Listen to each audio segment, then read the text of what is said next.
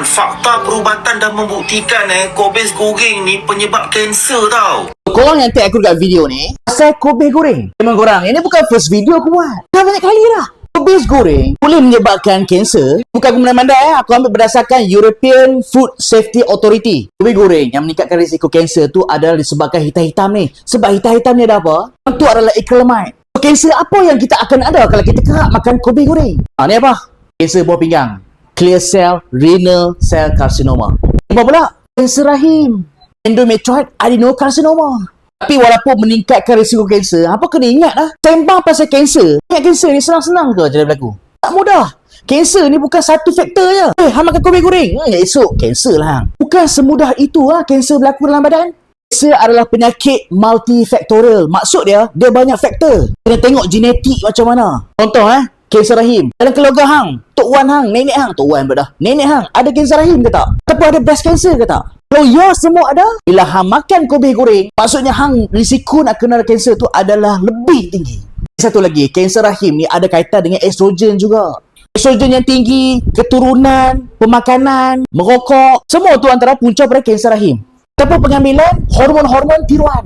Apa yang aku nak cakap dekat sini adalah tak semestinya makan Kobe goreng terus kena kanser rahim. Sebab acrylamide ni memanglah di study lah meningkatkan risiko kanser. Tapi bear in mind, dalam human study, limited inconsistent evidence. Aku dah terang benda ni lama dah, 2 tahun lepas. Problem dia adalah benda hangit-hangit ni. Hangit-hangit ni lah risiko pada kanser. Acrylamide. Acrylamide ni apa? Dia adalah final product mana ada chemical reaction antara karbohidrat dengan protein, dan proses tu mesti melibatkan haba yang tinggi. Macam Kobe goreng lah dalam penyek-penyek tu. Tak hangit-hangit. Ni yang problem. Nak makan boleh, tapi sekali-sekala no problem. Tapi brother ni kejam sangat.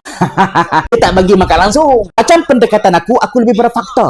Kalau lah makan Kobe goreng for sure kanser, puasa separuh rakyat Malaysia ni memang confirm kena kanser. Sebab kita suka makan gepuk acrylamide ni hanya dekat Kobe goreng je ke? Roti bakar pun sama lah weh. Samanya hangit-hangit tu. Apa zaman kita makan roti bakar?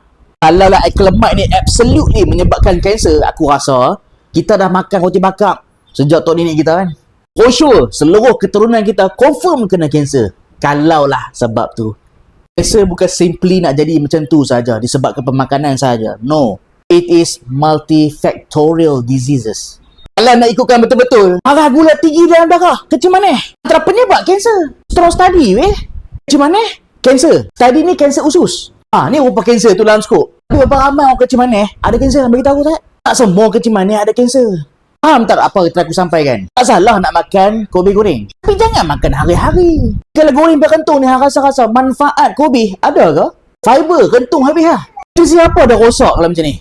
Banyak lagi cara masakan Kobe yang kau boleh buat dengan nutrisi yang ada. Contoh macam ni, sedap pun sedap. Buat cara masakan Cina. Sayur ni kalau boleh jangan overcook. Kalau overcook, habis nutrisi.